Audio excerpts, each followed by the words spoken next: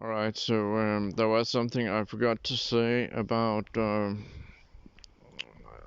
Speak No Evil. That was that there is one scene where the boy tries to warn. Because I've been talking about like why doesn't the child like try to like tell what has happened, like. But there is one scene that I didn't speak a lot about, but it's where I think I mentioned. Yeah, I didn't mention it once, but I just want to talk some more about that. Where he shows his tongue like he's like sort of mute, but he's showing his tongue like like which could be interpreted like, okay, they cut off my tongue, like he's saying, look, they cut off my tongue. So so I just want to say, I mean, it's not like completely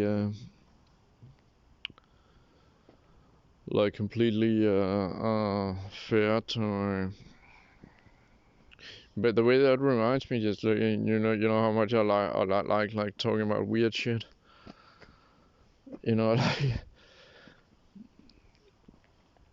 it reminds me like I saw like some really like bad television play once where that theme was also like where someone like got tortured by cutting out his tongue, and it was just like some kind of like run of the mill generic TV play.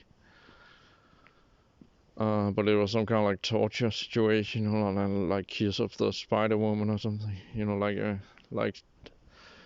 like torture in South America, like during like dictatorships. I had a friend from Peru actually when I was in Boston, USA, 1999. I had like a friend who told his father had been like prosecuted and stuff. Like so I mean it was like that kind of like, but it was just sort of funny like what you remember. I mean you might remember some like shitty scenes from television. I also remember a shitty scene from, I think it was Once Upon a Time in America,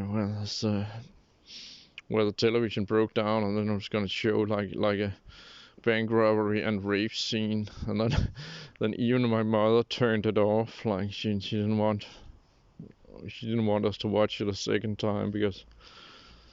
So I was like, yeah, I must say I really hate those kind of movies, and that's why I love the horror genre so much, because it's so funny. It's like tongue in cheek. Like it's always paradoxically it's always positive. Like if it's good horror, it's always fun. It's always like uh, like EC, like they were like prosecuted like for being for telling the truth.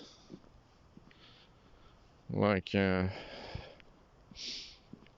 mean that's why children like these EC horror stories, right? That's because like it resonates with with the terrible world they just came into. So it's like, well, take a look at this, like this is a shithole your parents brought you into. We're gonna be honest about that. You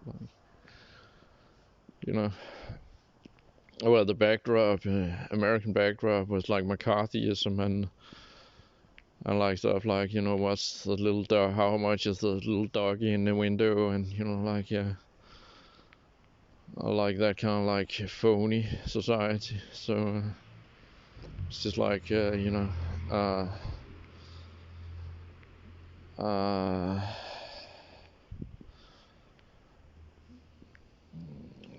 yeah, yeah,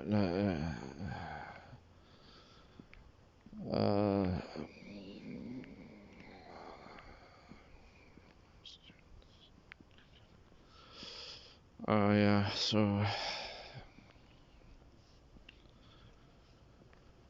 Yeah. Anyway, I just wanted to say that's like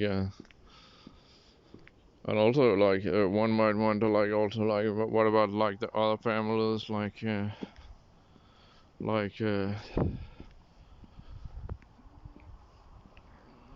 uh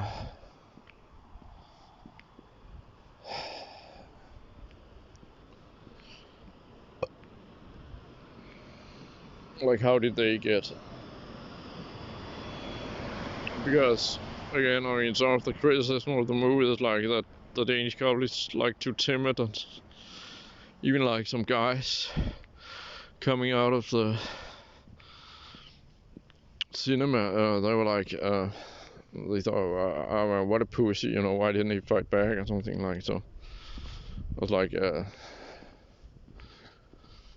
but what about all the other families? Well, they go all right. So yeah. Anyway, okay. So I just want to say that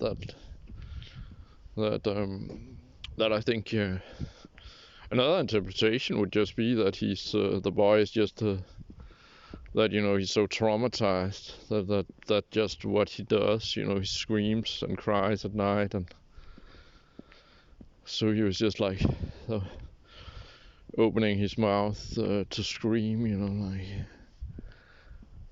not particularly like yeah, whatever. But yeah, anyway, so yeah, so all right, so that's it. That's what I want to say.